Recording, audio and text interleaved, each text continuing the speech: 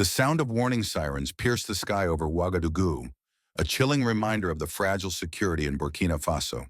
In the crowded streets, a mother held her young son tightly, whispering prayers that tomorrow might be safer than today. For many ordinary families, life has become a daily test of courage, faith, and survival. Yet in the heart of this uncertainty, a new kind of leader has emerged. His name is Ibrahim Traoré, the young president who has shaken the political foundations of Africa and dared to challenge even the mighty African Union. This is not just another story of politics. It is a human story of dignity, fear, and the longing for true independence. When Traoré walked into the halls of the African Union, he did not bring the usual smiles and handshakes of diplomacy. He brought uncomfortable truths. He spoke of wars that had taken the lives of millions of African youths, of foreign armies building bases on African soil while calling it partnership, and of resources flowing out of the continent while ordinary families remained poor. His words cut deeper because they were backed by real actions at home. Burkina Faso had begun reclaiming its mines, raising food production, and standing on its own feet without waiting for foreign permission. But this moment raises a haunting question. Can one young leader in a small and often overlooked country really stand up against decades of corruption, external control, and broken promises? Or will his bold defiance push Burkina Faso into greater danger, drawing the wrath of powerful nations who prefer Africa to remain dependent? Stay with us in this video, because by the end, you will understand why this story matters not just to Africa, but to every American who cares about justice, national security, and the future of freedom. If you believe that truth and dignity deserve a voice, don't look away. What you will hear next is something the mainstream media will never tell you. When Ibrahim Traoré entered the African Union meeting, the atmosphere was business as usual. Delegates preparing speeches filled with polite phrases, leaders exchanging handshakes, and journalists waiting for rehearsed statements. But within minutes, the tone changed. Traoré refused to follow the script. He stood and directly confronted the organization that was supposed to represent Africa's future. His words were sharp, even painful. How can we speak of sovereignty while foreign military bases cover our continent? How can we speak of prosperity while our children starve, and our resources leave Africa at prices we do not control? For the first time in years, the African Union Hall fell silent, not out of respect, but out of shock. What gave his challenge so much weight was not just his words, but his record at home. In less than 2 years, Burkina Faso had already taken steps that many believed impossible. Foreign military forces had been told to leave. Control over gold and mineral mines, long dominated by external companies, was taken back under state authority. According to Burkina Faso's transitional government, mining revenues had increased by nearly 40% in just one fiscal year, and new policies directed those funds into roads, schools, and hospitals. In rural areas, farmers reported record harvests after the government invested in irrigation and seed distribution. For a nation of barely 22 million people, these changes were nothing short of remarkable.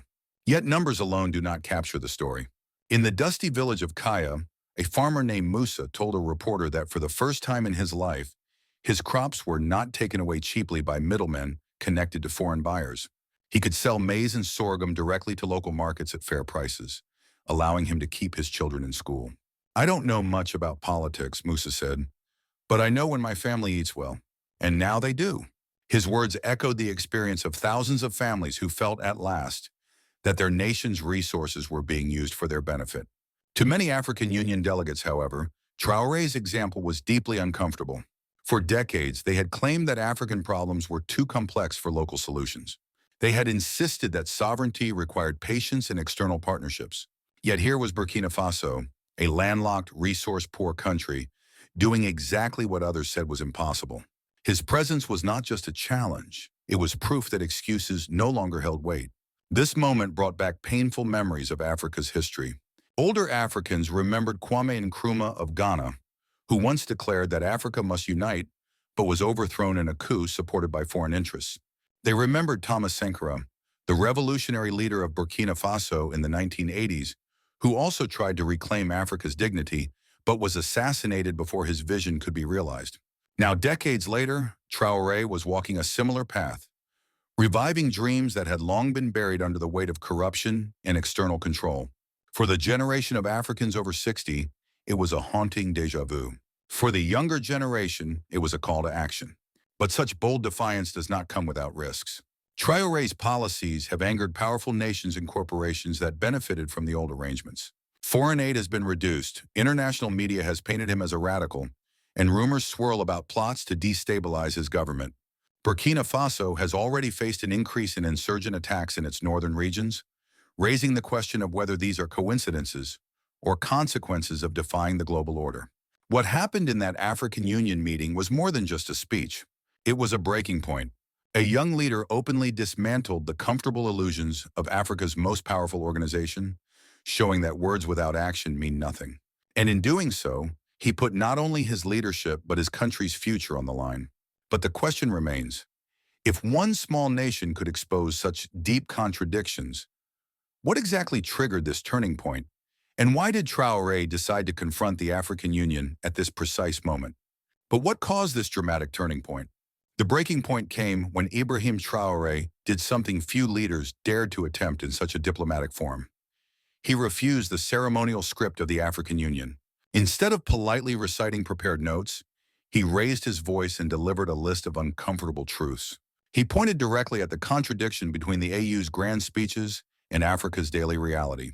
Every year you release statements about sovereignty, he said, while foreign armies remain stationed on our land. Every year you praise integration, while our people continue to trade more with Paris and London than with each other. What independence do you speak of when our resources are still owned by outsiders? The room froze. Delegates shifted uncomfortably in their seats. Some lowered their eyes. Others whispered among themselves. But no one could deny the sting of his words. For years, AU meetings had been predictable. Leaders delivering speeches that sounded important but changed nothing. Traoré shattered that routine. His refusal to participate in political theater stripped the AU bare, leaving only the truth. Africa was still in chains, only this time the chains were hidden under contracts, debts, and security partnerships. The reaction was immediate and explosive. Outside the halls, ordinary Africans heard his words through radio broadcasts and social media. In Ouagadougou, young men gathered in cafes, cheering and replaying the clips on their phones. "He speaks for us," one student declared. In Bamako, Mali, protesters carried signs with Traoré's name, calling him a voice of dignity. Across Nigeria and South Africa, callers flooded radio programs demanding to know why their leaders could not show the same courage. For ordinary citizens, his confrontation was more than politics. It was vindication. For decades, they had watched African leaders bow to international pressure, prioritizing foreign approval over local needs. Now finally, someone had spoken aloud what millions whispered at home. Mothers who had buried sons in wars fueled by foreign weapons, farmers who had lost land to multinational corporations, workers who saw wealth leaving their soil. All of them felt that Traoré had voiced their pain. Inside the AU, however, chaos erupted. Some leaders, particularly from countries like Mali and Niger, that had also challenged foreign influence, nodded in silent agreement. But others were furious. Senior AU officials accused Traoré of humiliating the organization. A delegate from a North African state was overheard saying, "He is destabilizing everything we have built." Western diplomats watching from the sidelines scribbled notes, alarmed at how quickly the tone had shifted. The carefully maintained facade of unity was cracking, live on camera. The press conference afterward became a spectacle. Dozens of reporters swarmed Traoré, asking whether he feared backlash. He answered calmly, "If telling the truth causes backlash, then let it come. My duty is to my people, not to foreign approval." The crowd erupted in applause. The moment was replayed across African television and radio, searing his defiance into public memory. Yet beneath the applause lay a darker undercurrent. Analysts warned that such bold defiance would not go unanswered. African leaders who had built their careers maintaining good relations with external powers now saw Traoré as a threat, not just to the AU, but to their own legitimacy. Foreign governments, too, began recalculating. A leaked diplomatic cable from Europe described him as a destabilizing influence whose policies could inspire a domino effect across Africa. For the international community, his stance was unsettling. If more African leaders followed his path, rejecting foreign bases, nationalizing resources, demanding real sovereignty, the balance of power across Africa could shift dramatically. The very structure of international engagement with Africa would collapse. In the streets of Ouagadougou, people celebrated with music and flags, comparing the moment to the revolution of Thomas Sankara decades earlier. But older citizens, those who remembered Sankara's assassination, whispered their fears. "We have seen this before," said an elderly teacher. "A leader who dares too much, and then the world conspires to silence him." Their cheers were mixed with caution, a painful reminder that Africa's history is filled with leaders who rose like fire, but were extinguished too soon. Traoré's speech at the African Union was not just a confrontation. It was a spark that ignited hope across the continent, but also stirred powerful forces against him. Will the world act in time to contain this fire, or will it spread beyond anyone's control? The aftermath of Traoré's defiant stand at the African Union rippled far beyond the walls of that conference hall. In Burkina Faso, his words translated into policies that reshaped daily life. The most immediate impact came in the countryside, where farmers, long at the mercy of foreign-owned mining operations, saw new regulations divert profits back into local communities. For the first time in decades, villages received funding for schools, irrigation projects, and health clinics. An elderly farmer named Musa described the change with tears in his eyes. "We used to watch trucks carry away our gold, while our children studied under leaking roofs. Now those same profits are repairing our schools. It feels like justice has finally come home." But the path was not without pain. Foreign investors retaliated by pulling out of certain industries. Jobs tied to multinational contracts vanished overnight, leaving thousands unemployed. Families who had relied on those wages struggled to adjust, sparking protests in Ouagadougou, where mothers carried placards demanding food subsidies. The government responded by redistributing agricultural grants and investing in local industries. But the transition was rocky, fueling political debates about whether the cost of independence was too high. The political scene grew more volatile as well. Traoré's supporters hailed him as a modern-day Sankara, a leader willing to risk everything for sovereignty. Youth groups, especially university students, organized rallies chanting, "Burkina Faso for Burkinabe." They painted murals of Traoré across city walls, portraying him as both warrior and protector. At the same time, opposition politicians accused him of jeopardizing international aid and pushing the country toward isolation. One former minister warned, "He may win applause today, but what happens when the aid dries up tomorrow?" Numbers told a story of both promise and peril. Within a year of his policies, Burkina Faso's mining revenues retained locally increased by 30%, but foreign direct investment fell by nearly 40%. Infant mortality rates began to decline as clinics received new resources. Yet inflation climbed as imported goods became more expensive. The duality was clear. Sovereignty brought dignity, but it also demanded sacrifice. Ordinary people bore the brunt of these shifts. Families in rural areas, while grateful for new schools, faced higher costs of basic goods like rice and fuel. Urban workers laid off from foreign companies joined swelling unemployment lines. Many found temporary work in small cooperatives, but wages were meager. The tension was visible in the streets. Joyful parades celebrating Traoré's defiance were followed days later by strikes and demonstrations over rising prices. On the political stage, his moves inspired copycats. Mali and Niger intensified their own efforts to reclaim sovereignty, creating what some observers called a Sahel bloc of resistance. This solidarity emboldened Burkina Faso, but also deepened tensions with neighbors still tied to Western alliances. The African Union, bruised from Traoré's public challenge, began debating whether to censure Burkina Faso or risk losing credibility entirely. International media portrayed the situation in starkly different terms. Western outlets emphasized economic instability and the risk of authoritarian drift, while African commentators highlighted newfound pride and ownership of resources. For ordinary Burkinabe, the truth was somewhere in between. They were living the costs of independence in real time, with both its burdens and its dignity. Amid all of this, the sense of insecurity weighed heavily on families. Fathers worried about providing steady income. Mothers feared the return of hunger if aid evaporated. Grandparents, remembering coups and assassinations of the past, prayed for stability. Churches filled with worshipers asking for God's protection over the country's future. The political gamble Traoré had taken was clear to all. By exposing the AU and pushing for sovereignty, he had ignited hope but also unleashed forces of uncertainty. But as Burkina Faso struggles with these consequences, the world is watching closely, and the question remains, how will the United States respond? Across the Atlantic, policymakers in Washington watched Ibrahim Traoré's defiance with growing unease. For decades, the United States had relied on the African Union as a stable partner, a body that could be counted on to maintain a predictable order and accommodate Western interests. Traore's challenge threatened to upend that framework, raising alarms within the Pentagon and the State Department. Officials feared that if Burkina Faso's model spread, America's influence in the Sahel, a region critical for counterterrorism operations and resource security, would weaken dramatically. American newspapers echoed this concern. The New York Times questioned whether Traoré was a visionary or a destabilizer, while conservative outlets warned that a new generation of African leaders may push the U.S. out of strategic territory. Think tanks in Washington released reports detailing how the Sahel is home to vast uranium, gold, and rare earth reserves, resources essential for both U.S. industry and global security. The prospect of those assets being controlled entirely by local governments, without Western oversight, was unsettling to American leaders. Europe, too, felt the shock waves. France, long accused of exploiting its former colonies, bristled at Traoré's rejection of foreign military bases.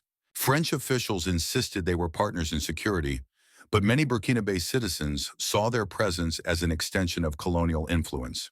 Other African nations like Mali and Niger rallied to Burkina Faso's side, signaling that a broader continental shift might be underway. Yet not all international reactions were negative. Activists in the global south celebrated Burkina Faso's example, calling it proof that smaller nations could chart their own course. In Latin America and Asia, editorials praised Traoré's courage, drawing parallels to their own struggles against foreign domination. Still, for Washington, the stakes went beyond symbolism. The United States has military installations across Africa, and the Sahel remains a front line in the battle against extremist groups like ISIS affiliates and al-Qaeda. If American influence eroded, would instability spread, threatening U.S. national security? A retired U.S. general warned, losing our foothold in the Sahel would be like giving extremists a free pass. The world's eyes turned toward Washington. Would the U.S. attempt to pressure Traoré through sanctions, or would it seek dialogue to preserve influence? Could it adapt to a new Africa rising on its own terms, or would confrontation become inevitable? The question now is whether this is the dawn of a stronger Africa, or the beginning of a crisis that could draw the world into deeper conflict. The story of Ibrahim Traoré and Burkina Faso is more than a national struggle. It is a warning bell for the entire Sahel and perhaps the world. History teaches us that when small nations defy powerful systems, the consequences ripple far beyond their borders. The African Union has been forced to face its own failures, but the larger question remains: can Africa truly reclaim its independence without sparking global confrontation? Some analysts caution that if the African military alliance does not solidify within the next 3 months, Burkina Faso could stand dangerously isolated. Without regional unity, outside powers may see an opening to intervene, politically, economically, or even militarily.